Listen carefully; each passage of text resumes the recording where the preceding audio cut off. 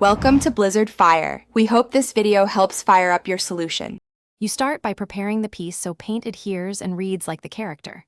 Clean thoroughly, then sand lightly to create tooth. That's why primer sticks.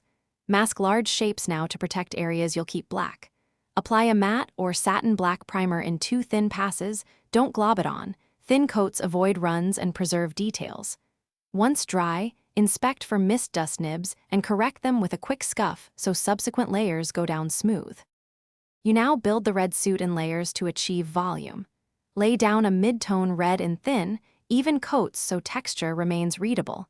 An airbrush makes this faster, but a brush works. Then establish local shadows by glazing darker reds into recesses. Use about 10 to 20% glazing medium to control transparency. This creates form without losing base color. Once shadows sit, push highlights with lighter red on raised planes. You finish by defining contrast and character features. Lay the webbing carefully with a fine liner brush and pure black. Work from the center outward, and keep a consistent line weight so the pattern reads at a glance. For the eyes, block white, then shade inner rims with soft gray and outline in black for crisp lenses. Finally, seal everything with a matte varnish to unify sheen. If you see runs or color shifts, use a small glaze to blend or re-edge the web lines for a clean fix.